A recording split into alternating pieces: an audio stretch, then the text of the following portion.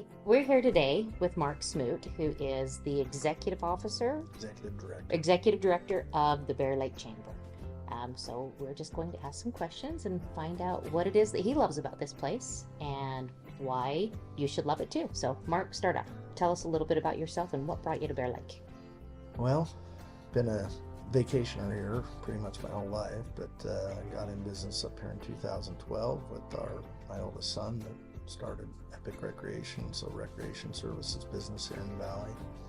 It's grown over the years. We do both on the lake and in the mountains, getting into more guided services as we mature as a company, guided surf lessons to guided snowmobile experiences in the wintertime, snowshoe experiences, that type of stuff. So that's one of our business lines, and spent time, we got into the vacation rental world and kind of specialized in two large lodges that we've narrowed it down to: Sunrise Resort and Event Center, which is a 19-bedroom bath vacation rental, but also serves as a corporate kind of retreat center, and then Beaver Creek Lodge up in Logan Canyon. So they're about 15 minutes apart. So anyway, that's more of a winter snowmobile destination resort for us here. So yeah, got involved with the Chamber of Commerce about 6 years ago, just volunteering, and got on their board, and then became a little more permanent fixture as their executive director, I think 2 or 3 years ago. So just trying to help the community grow and figure out what's next. When did you move up here full time? We've been here in October, it'll be 4 years. Was commuting from Farmington for 4 or 5 years before that, with various needs and issues, but I don't do much of the day-to-day in our businesses anymore. So yeah, but full-time resident, 4 years, downtown Garden City. So you said that you're not in the day-to-day operations of the businesses so much anymore, but you've been here for, you decided to make that move 4 years ago. What was it that catapulted you to want to move to Bear Lake full-time? Well, kind of. Other than the business. Yeah, personal reasons. Our youngest graduated from high school, and we were looking for a change. I grew up in Farmington, been a Utahite my whole life. My wife's from Logan, and we were just ready for a change, and was spending more and more time up here, so it just made sense to try something new. And we loved getting out of the valley down there and spending some time up here in the mountains, which has also been a huge pull for us. We love the outdoors, 4 seasons, all of them. And that's just a great place for us to spend, we hope, the latter part of our years here, but still contributing for the next 10 years or so. But anyway, and our oldest son lives up here, and I have 4 grandchildren here, so that's why also. Makes sense. So, and I mean, you're very immersed in the community. What is it about this community that makes it different from other areas that you've experienced, or make you want to be here? It's interesting. I grew up on a dairy farm in Centerville, Farmington area, rural in nature at that time. This was back in the late 60s, early 70s, and so had that experience as a rural type field.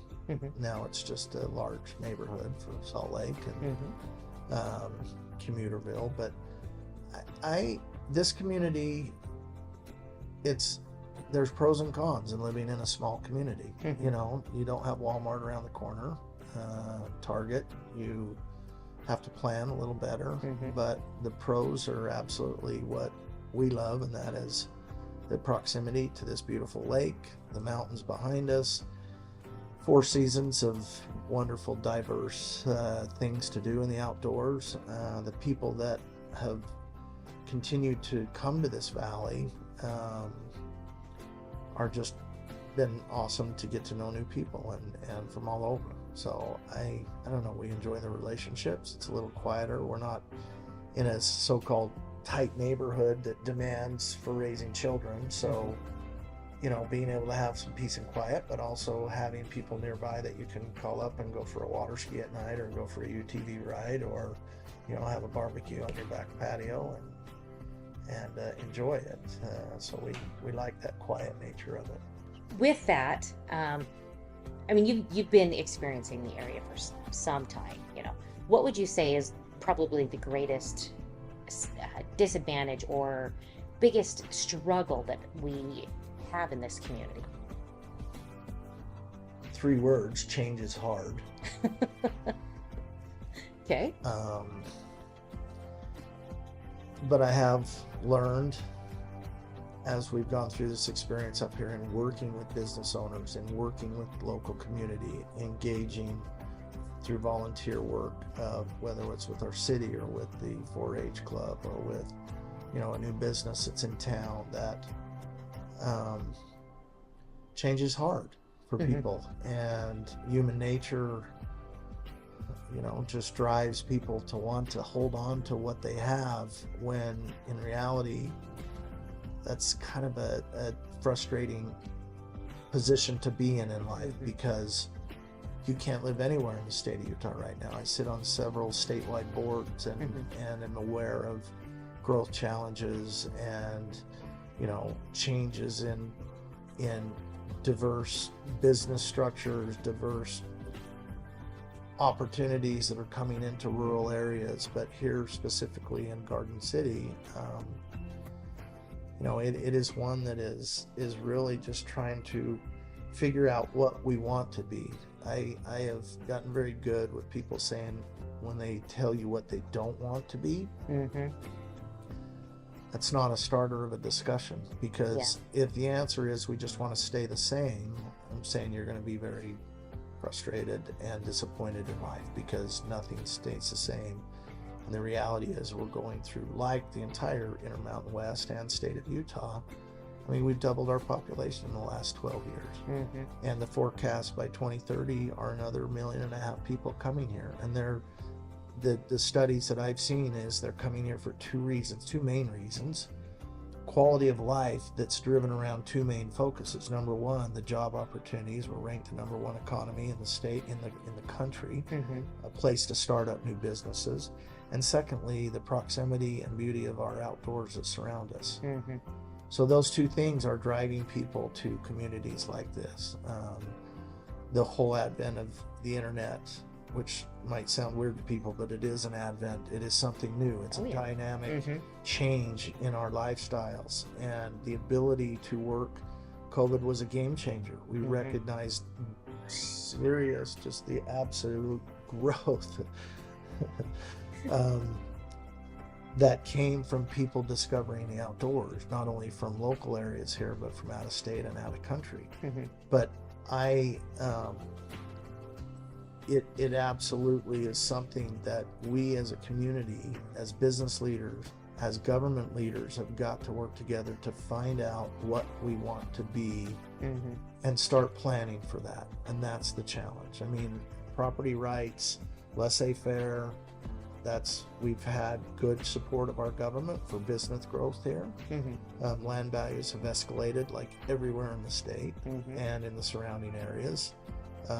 And so we've got challenges around that. The last thing we want to happen here, if we have any say in it or ability to have influence on it, is 10 years from now to be an absolute vacation community, period. With 0 residents of any significance. And that is a risk that we run if we don't, because if we can't address zoning on on smaller lots, where we can begin to attract a younger generation to live here, those that can afford to buy bigger lots and build at $200 to $300 a square foot, currently like we are, will tend to be second homeowners, investment properties, and we will lose our sense of community. Very true. That is our challenge over the next 10 years. I understand.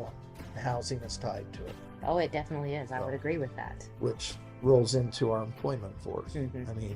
We rely, historically, we've been a summer-only economy here for travel and tourism, and it relies heavy on high school as well as college-age kids. As we try to evolve into a year-round destination, which will have a ton of benefit for us with year-round opportunities for employment, with development in our non-summer months that will increase the quality of life for our residents, is something that we've got to get to. But it's a tough road to hoe right now, and keep trying. So. Well, I think, like you said, it's hard and it's an ever-changing battle too. I mean, as things continue that way, but you certainly are pushing to make a big dent in this We're trying. and get the other business owners and other, We're community trying. members involved in it. I mean, I respect our Mhm. summer season businesses. That's their business model. Yeah. It's been successful for them. We're in 2 and 3 generation type businesses up here, maybe 4 Yeah. of, different businesses. But we now are to the point where we've got to decide again, do we want to evolve into more of a year-round destination that would support higher paying jobs, Mhm. that would support year-round community, that would support the idea of, again, developing in a way that will help use the resources we have in a good way, but spread it out over the season and allow us to not potentially work ourselves to death in summer, but yet create an enjoyable experience for the visitors that come here. I mean, that's our goal, right? Definitely. So, Well, and you've got a great vision and you've been implementing it well. So when we're talking about our natural resources, the lake and the mountains, you mentioned that you love being in both of them. yeah. If you had to pick your ideal day here at the lake, how would you spend it? No responsibilities, no obligations. What would you do with your day? Let's do it by season. There you go. So let's start with our summer and go for a nice hike in the morning at one of our local, we don't have a lot, and we're working on developing that infrastructure in our mountains so people can get into the outdoors. But go for a hike, come back, go for a day on the lake, spend a beautiful day in that azure blue water with family and friends, come home at evening, a nice barbecue outside, and sit and relax and enjoy the day. And it's a variety of things. And I know my favorite day is let's go more categorical, if you will. I would do something in the outdoors, whether it's going for a UTV ride, whether it's going for a mountain bike ride, whether it's going for, a walk with my wife or my kids or my grandkids, whatever it is, or a bike ride.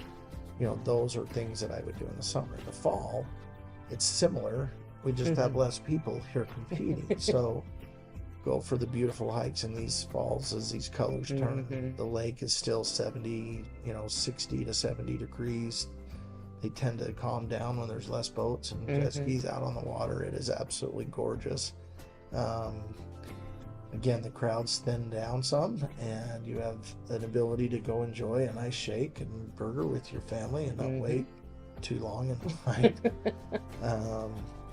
And just enjoy the outdoors. And again, I'm playing like I'm not having to work, so sorry. It's I'm at that age a little bit. Well, there's nothing wrong with that. We all hope to get there someday. Finding ways to add value in your community. Yeah. And that's through volunteerism. We have an incredible group here in town of retirees that are helping us with our beautification of our flowers around town, and just getting involved in ways to give back. Yeah. Is awesome. And so the wintertime, my perfect day is I go ski a half day at Beaver Mountain.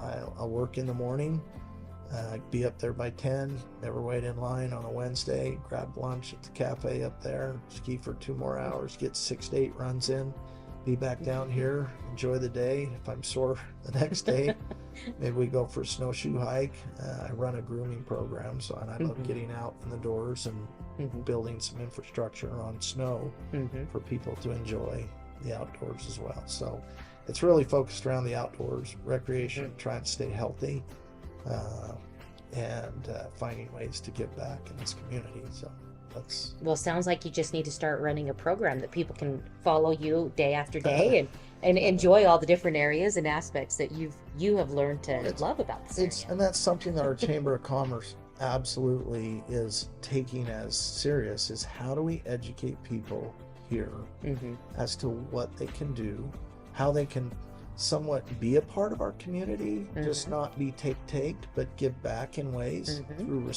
respect of our outdoors, respect of our citizens. If they're here in a vacation home, understanding, I don't park out on public right-of-ways, I don't create, I take care of my trash. Finding ways to give back and protect the beauty of our place.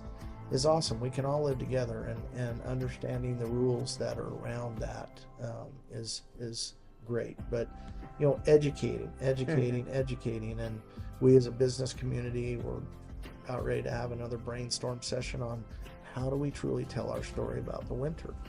I mean, I've snowmobiled all over the Western U.S. and I'm sorry, but I'm prejudiced. This is by far the most diverse, from beginner terrain to advanced terrain, that is close in proximity. We have huge amounts of inventory for people to come up here and stay in the winter time. We have restaurants that are open year round now, so they can eat somewhere, they can stay somewhere, and they can go play. Beaver Mountain Ski Resort, one of two, I believe, family-owned resorts in this entire country, is an experience that you're going to get. It's not going to Park City, thank heavens, because they're $200 for a day pass. We're still sub 100, where I think we're $65 for an all area day pass, and they're very conscientious about trying to keep that as family friendly as they can. It's a 15-minute drive from down here in Garden City to be on those slopes, and it's a nostalgic type feel to go up there. You're not getting the big high-speed quads and everything. They've done very well to try and keep their costs down, and it gives you that feel of Brighton as I grew up, down in the Wasatch on the Cottonwoods. But you can get that, then you can go snowmobile. We have hundreds of miles of groomed snowmobile trails with guide efforts and all that kind of stuff.